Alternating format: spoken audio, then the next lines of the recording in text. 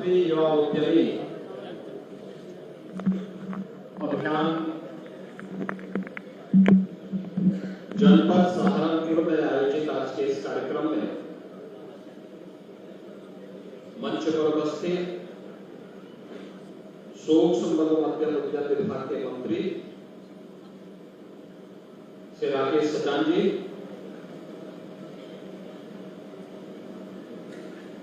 प्रदेश सरकार के IT and electronics विभाग के मंत्री और प्रभारी मंत्री सहारनपुर श्री सुनील शर्मा जी, प्रदेश सरकार में मंत्रिमंडल के मेरे सहयोगी पीडब्ल्यूडी के राज्य मंत्री श्री ब्रजेश सिंह जी, औद्योगिक विकास के राज्य मंत्री श्री जसवंत सैनी जी, महापौर नगर निगम सहारनपुर डॉक्टर अजय कुमार जी, जिला पंचायत अध्यक्ष श्री मांगेराम चौधरी जी, माननीय विधायकगण श्री राजीव कुंवर जी, श्री कीरत सिंह जी, श्री मुकेश चौधरी जी, श्री देवेंद्र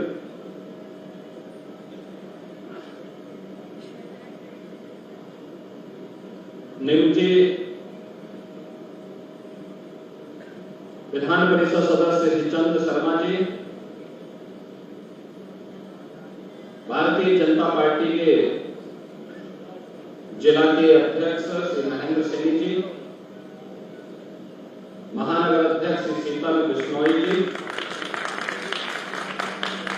जिला प्रभारी देवेंद्र कुमार शर्मा जी, आज के इस कार्यक्रम में उपस्थित सहारनपुर के सभी गणमान्य नागरिकगण, हमारे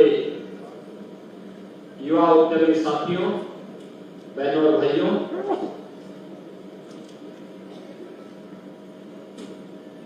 महाकुंभ और होली के सफल आयोजन के उपरांत मुझे आज सहारनपुर आने का अवसर प्राप्त हुआ है। इस अवसर पर मैं आप सभी का और सहारनपुर और इस पूरी कमिश्नरी से जुड़े हुए सभी नागरिकों का हृदय से अभिनंदन करता हूं।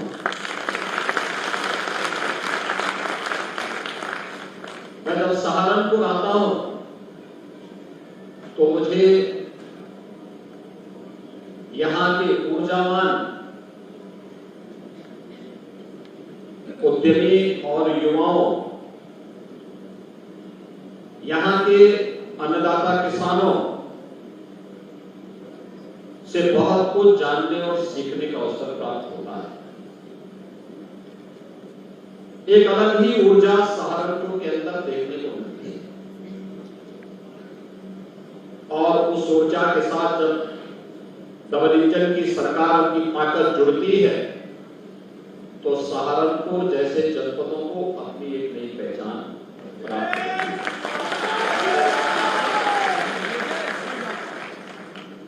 है। इस कार्यक्रम के पहले मुझे मां शाकंभरी विश्वविद्यालय के नवनिर्मित भवन को देखने का अवसर प्राप्त हुआ। सहारनपुर में भी विश्वविद्यालय हो,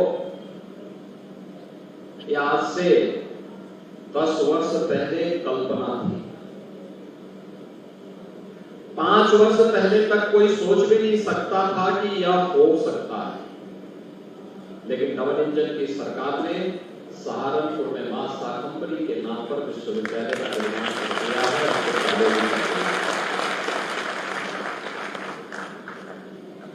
मां शाकंभरी के धाम का सुंदरीकरण हो और वहां पर हर सीजन में, सर्दी हो, गर्मी हो या बरसात, आने वाले समय में श्रद्धालु जनों को कोई समस्या न हो।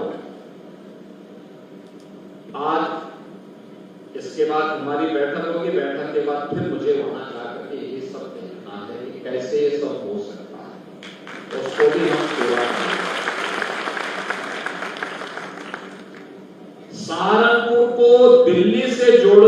और सहारनपुर को लखनऊ से जोड़ने के लिए अच्छी कनेक्टिविटी हो। आने वाले समय में दिल्ली की दूरी आपकी मात्र 1.25 घंटे की, क्योंकि सहारनपुर के 1-2 जगह काम हो रहे हैं। यह कार्य जैसे ही कंप्लीट होगा आपकी कनेक्टिविटी उतनी ही बेहतर हो जाएगी। सहारनपुर की यहां की पहचान को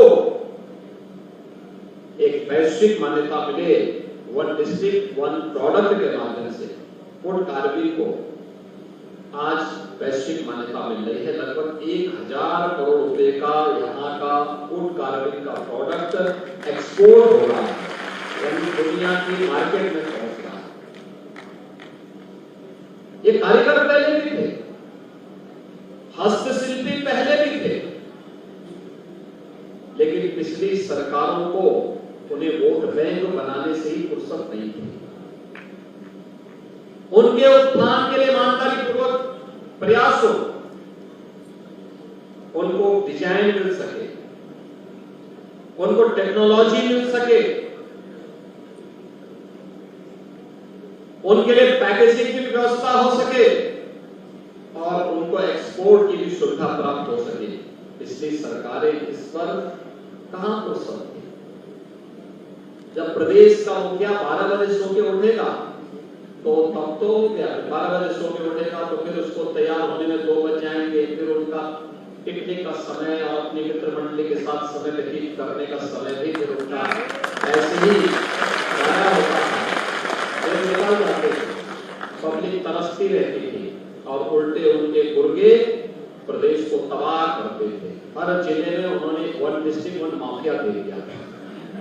हमने वन डिस्ट्रिक्ट वन प्रोडक्ट दिया है, हस्तशिल्पी और प्रोडक्ट को पहचान है। उस पहचान को वैश्विक मान्यता मिले और रोजगार का सृजन हो। उत्तर प्रदेश इस दिशा में तेजी के साथ आगे बढ़ रहा है।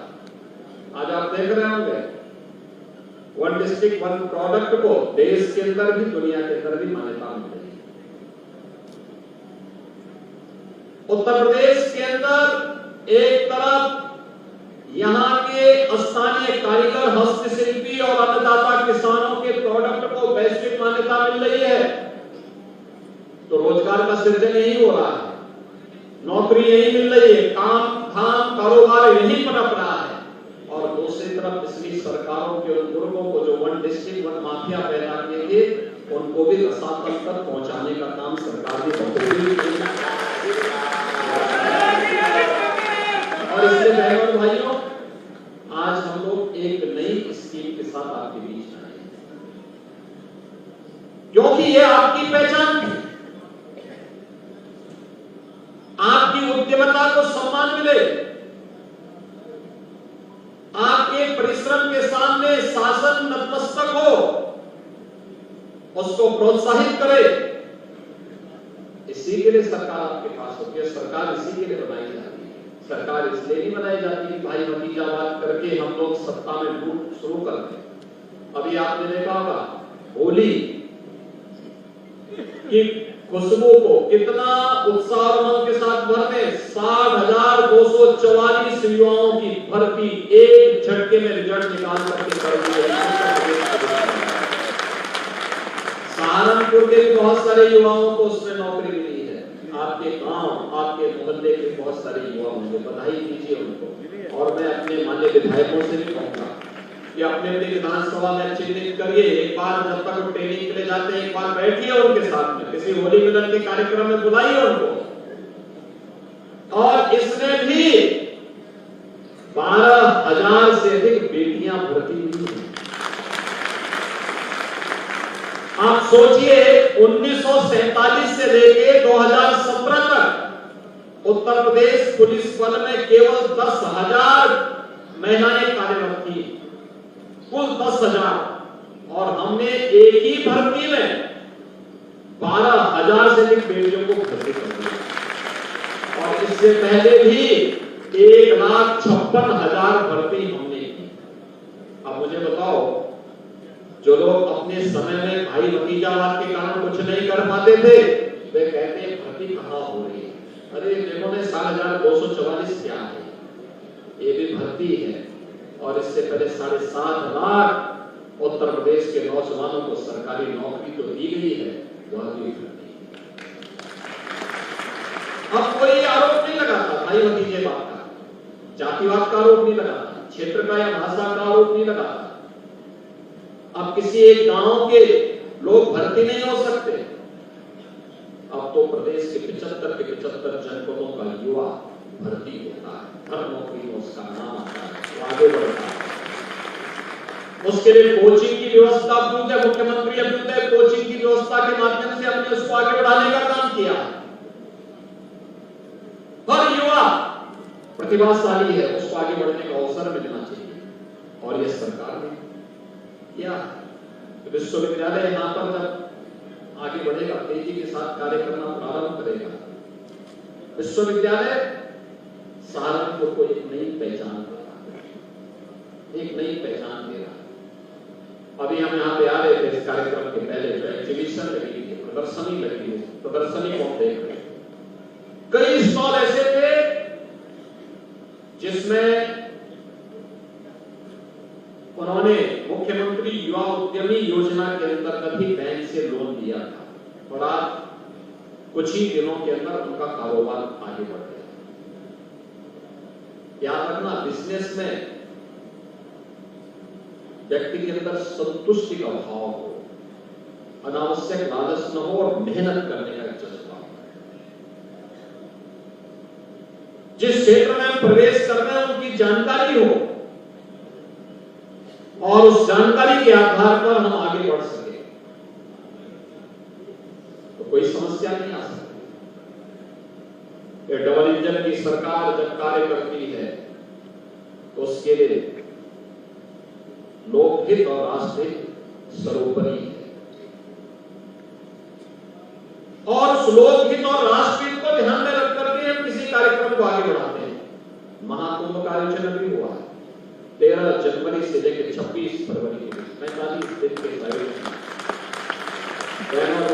66 करोड़ से अधिक श्रद्धालु प्रयागराज की धरती पर आए। 66 करोड़। सहारनपुर तो तब भी दूर पड़ता है, लेकिन प्रयागराज और उसके अगल बगल के जितने भी जनपद हैं, महाकुंभ के कारण आतिथ्य सत्कार का उन्होंने अनुपम उदाहरण प्रस्तुत किया, और उस अनुपम उदाहरण का परिणाम क्या है कि वहां पर हर एक क्षेत्र से जुड़े हुए व्यक्ति ने कुछ भी काम धंधा शुरू किया। किसी ने चाय पानी की दुकान खोली, किसी ने सब्जी बेचने का काम किया, किसी ने टैक्सी की सर्विस की, किसी ने नाविक के रूप में काम किया, किसी ने वहां पर सप्लाई का काम किया। कोई भी सामान, करोड़ों करोड़ कमाए हैं उन लोगों ने, करोड़ों रुपया कमाया, करोड़ों रुपया कमाया। यानी नियत साफ भी, पैसा भी कमाया। बुलंदशहर का एक परिवार, एक नौजवान, उसने फोटोग्राफी के माध्यम से लाखों रुपया कमा लिया। केवल फोटोग्राफी, तत्काल फोटो देता था, उसने उसी से पैसा कमा लिया। किसी ने दातून बेच करके ही पैसा कमा लिया, किसी ने चाय बेच करके ही पैसा कमा लिया।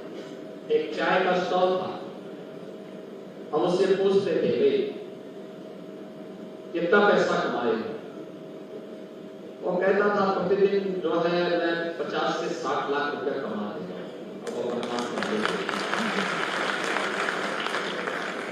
और उसमें भी लोगों को कुछ लोग ऐसे थे जिनको उंगली उठाना था, इस पर प्रश्न खड़े करते थे। वो कहते थे कहां भीड़ हो रही है, और भीड़ को देखने के लिए वे स्वयं भी न चाहते हुए भी डुबकी लगाने के लिए मजबूर हो गए प्रयागराज।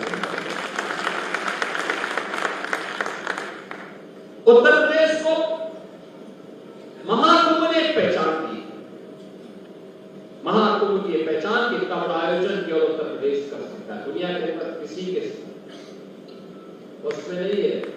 66 करोड़ लोगों को एक साथ एक जगह पर एक संगम में डुबकी लगाने का अवसर दे दें, महास्नान का अवसर दे दें। कोई छेड़छाड़ की घटना नहीं, कोई लूटपाट की घटना नहीं, कोई अपहरण की घटना नहीं। जो आया अभिभूत होकर के गया, उत्तर प्रदेश का संदेश अच्छा लेकर के गया। दुनिया उत्तर प्रदेश के इस गौरव पर अभिभूत है, गौरवान्वित है।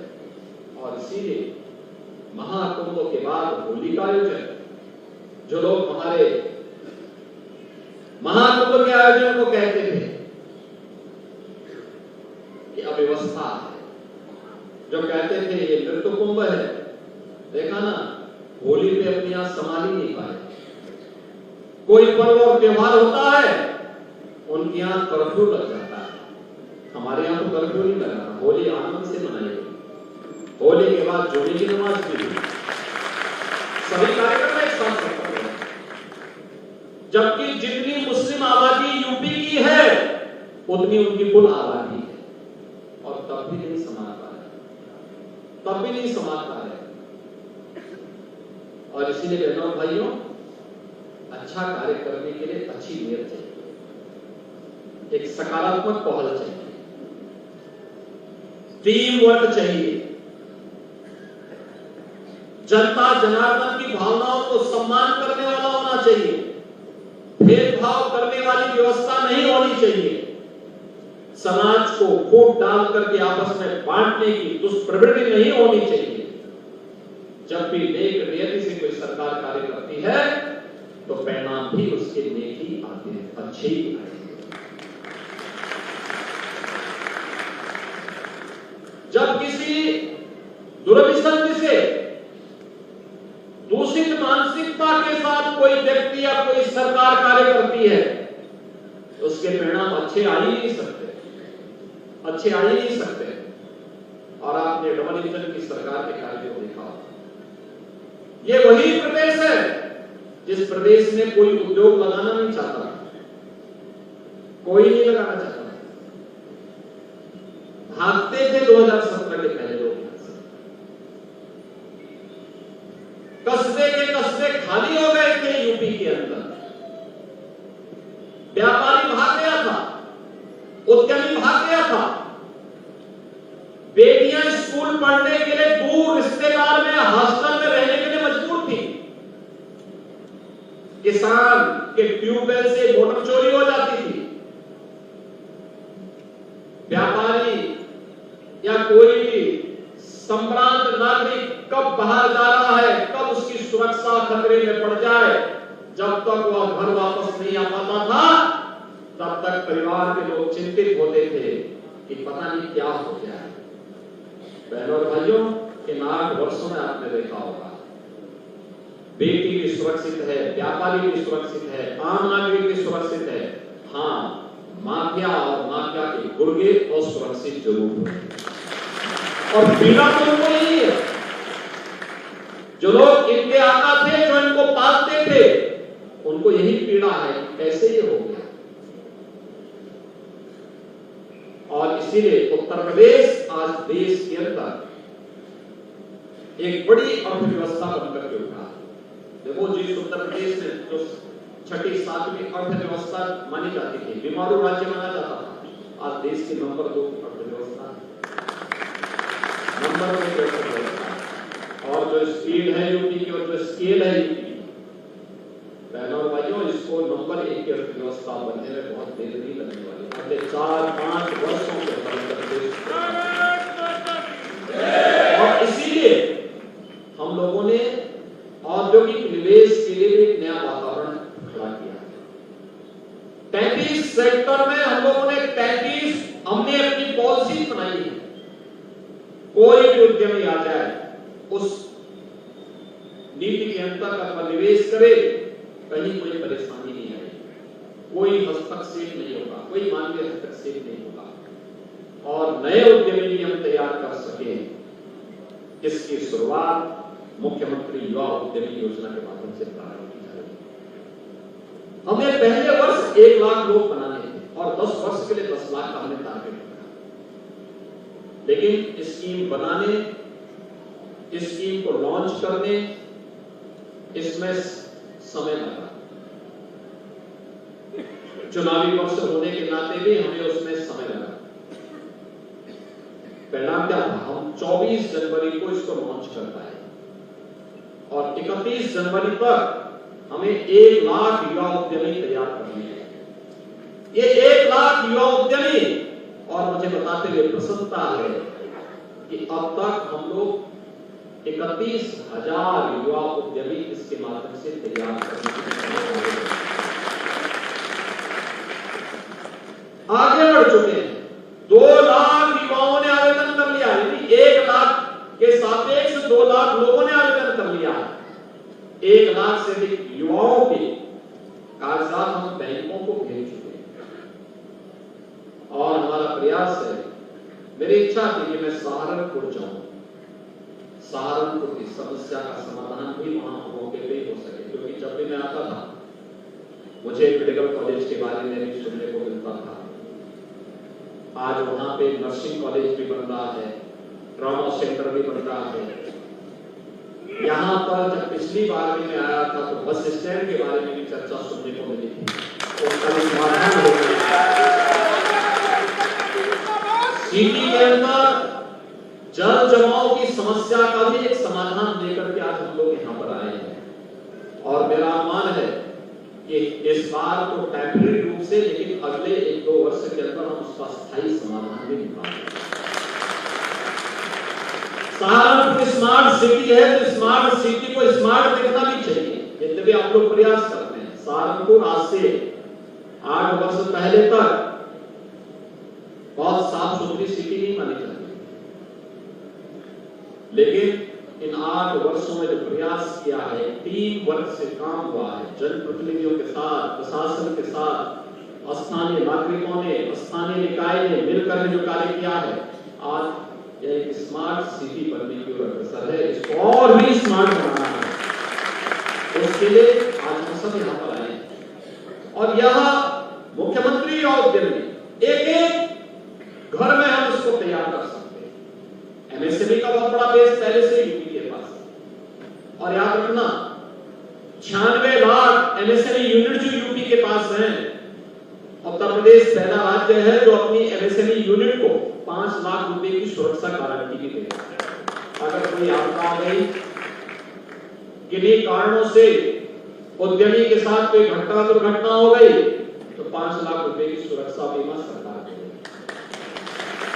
रजिस्ट्रेशन कराना पड़ेगा, एमएसएमई के पोर्टल पर जाएंगे, रजिस्ट्रेशन कराएंगे, आपको उसका लाभ प्राप्त हो जाएगा। और ये युवा उद्यमी भी, ये केवल एक ऋण वितरण का कार्यक्रम नहीं, इसमें गवर्नमेंट उसको मार्जिन मनी भी दे रही है, 10% तक मार्जिन मनी भी है, बिना गारंटी के, और ब्याज मुक्त ऋण भी उपलब्ध करा रही है। याद करिए, जो व्यक्ति अपने कारोबार, जो युवा अपना कारोबार प्रारंभ करना चाहता था, अब तक साहूकार का या सूदखोर का पैसा लेकर के महंगे दाम पर लेता था, जितना कमाता था उससे ज्यादा उसको उसका ब्याज देना होता, अब ब्याज नहीं देना पड़ता। इसमें आपको केवल मूलधन देना है और मूलधन अगर आप समय पे उपलब्ध, समय से चुकता करते हैं तो सरकार ने तय किया है कि अगली बार 10 लाख रुपए तक का ब्याज मुक्त ऋण की व्यवस्था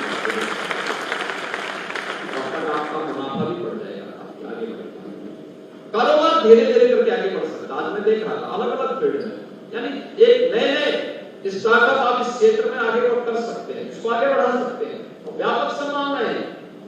यहाँ पे फल उत्पादक किसानों के पास अलग अलग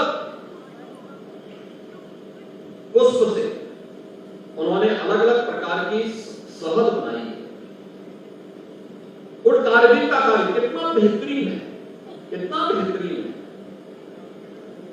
थोड़ा भी उनको प्रोत्साहन मिल जाए तो दुनिया को फेल करने की सामर्थ्य रखता है हमारा यह किसान, हमारा यह उद्यमी, हमारा यह काश्तकार और कारीगर। ये हस्तशिल्पी को एक प्रोत्साहन का एक माध्यम है। और ऐसे ही यहाँ पर पैक हाउस हमने मैंगो का बनाया। यहाँ का आम भी, जितने बड़े पैमाने पर आम का उत्पादन यहाँ पर हो रहा है, हर वैरायटी का आम यहाँ मिलता है।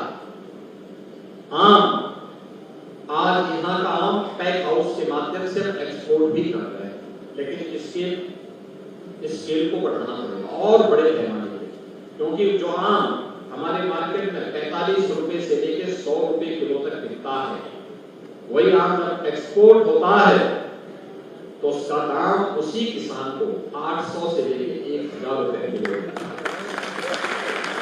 अगर हम कार्गो का और एक्सपोर्ट ड्यूटी आदि की बात कर लें तो भी 300 से ज्यादा नहीं होता। सरकार भी इसमें मदद करती है, तो भी 300 रुपए पर किलो पर देने लगेगा। लेकिन बहनों और भाइयों, तब भी 800 रुपए अगर मार्केट में उसको मिल जाएंगे तो 500 रुपए की शुद्ध बचत 1 किलो में एक किसान को होता है। और इसीलिए पैक हाउस सहारनपुर में बनाया गया। सहारनपुर में स्पोर्ट्स कॉलेज का निर्माण हम लोग कर रहे हैं। पिछली सरकारों ने बनाया और अधूरे में छोड़ दिया। उनको पता ही नहीं था स्पोर्ट्स कॉलेज कैसे बना। वो 10 से बन रहा था, कभी बनता था, कभी रुकता था। आज उसको सरकार अच्छे ढंग से आगे बढ़ा रही है। स्पोर्ट्स कॉलेज भी आपका बहुत शीघ्र बनकर के तैयार होगा और बनकर के यहाँ के युवाओं को आगे बढ़ने की एक मंच मिलेगा। और बगल में ही मेरठ में हम लोग सरगना में प्रदेश का पहला मेजर ध्यानचंद स्पोर्ट्स यूनिवर्सिटी का भी निर्माण कर रहे हैं। इसी सत्र में हम लोग क्लासेस प्रारंभ करने जा रहे हैं। इसी सत्र में क्लासेस होंगी। तो बहुत कुछ आज सहारनपुर के अंदर है। सहारनपुर को एक नई पहचान मिल रही है। सहारनपुर का सिविल टर्मिनल का उद्घाटन हो चुका है एयरपोर्ट का। बहुत शीघ्र कुछ नए एयरक्राफ्ट मंगाए जा रहे हैं। नए एयरक्राफ्ट आते ही हम लोग यहाँ की वायु सेवा को भी देश के अंदर अलग अलग स्थानों से जोड़ने का काम करेंगे। कनेक्टिविटी आपकी अच्छी हो रही है, एयर कनेक्टिविटी आपकी अच्छी हो जाएगी, विश्वविद्यालय आपका बन जाएगा, बन गया है, मेडिकल कॉलेज कार्य कर रहा है, उसमें जो भी अन्य जो भी मुद्दे होंगे उसका आज हम लोग समाधान निकालेंगे। यहाँ के बाढ़ बचाव और अन्य बस स्टैंड आदि की समस्या का लगभग समाधान की तरफ तो आगे बढ़ चुके हैं और युवा उद्यमी इसमें आ जाएगा तो इस सोने में सुहागे का काम करेगा। और मुझे लगता है कि इसीलिए मुझे पूरा विश्वास है कि इस स्कीम का आप लाभ लेते हैं। बाकी जो लोग, जो युवा बचे हैं, जो भी इसके अंदर आवेदन किए हैं, जिनके फॉर्म बैंकों में जा चुके हैं, अभी 25, 26, 27 को 3 दिवसीय जनपद स्तर पर एक मेला लगेगा बड़े से क्षेत्र पर, जहां पर 3 दिन तक मेला लगेगा, जिसमें सभी विभागों की एग्जीबिशन लगेगी। विभागों ने क्या किया है, विभाग की स्कीम क्या है, किसान के लिए, युवा के लिए, महिलाओं के लिए, व्यापारी के लिए, अलग अलग तबके के लिए, स्वास्थ्य विभाग से जुड़े हुए उसमें भी कौन कौन सी केंद्र और राज्य की स्कीम है, किसान के लिए कौन कौन सी योजना है, युवाओं के लिए कौन कौन सी स्कीम है, ये सभी कार्यक्रम की एग्जीबिशन लगेगी। वहां पे सांस्कृतिक कार्यक्रम भी होंगे, लाभार्थियों को जनप्रतिनिधियों के द्वारा वहां पर सर्टिफिकेट और अन्य जो भी सुविधाएं हैं उसके माध्यम से वितरण करने का काम भी होगा। तो बाकी जितने भी बचेंगे उनको हम लोग 25, 26, 27 के कार्यक्रम में जनपद स्तर पर ही वितरण का काम करेंगे। इस अवसर पर जिन युवा उद्यमियों को आज ऋण की सुविधा प्राप्त हुई है, वे पूरी स्थिरता के साथ, धैर्य के साथ अपने व्यवसाय को आगे करें, आगे बढ़ाएं, ग्राहक के साथ उनका व्यवहार, उनके बिजनेस को आगे बढ़ाने में बहुत बड़ी भूमिका का निर्वहन करेगा। मुझे पूरा विश्वास है कि जिस एक निष्ठा के साथ आप कार्य कर रहे हैं, आने वाले समय में यह पूंजी आपको कई गुना लाभांश देकर के आगे बढ़ाने का काम करेगी। मैं आप सबके प्रति आज के इस अवसर पर हृदय से आपको बधाई देता हूं। आने वाले समय में चैत्र नवरात्रि प्रारंभ होने जा रही है। मां शाकंभरी का नाम है। माता बाबा सुंदरी काली धाम है। मैं इस अवसर पर उनके श्री चरणों में नमन करते हुए आप सबको नवरात्रि की भी और रामनवमी की भी हृदय से बधाई देता हूँ और शुभकामनाएं देता हूँ।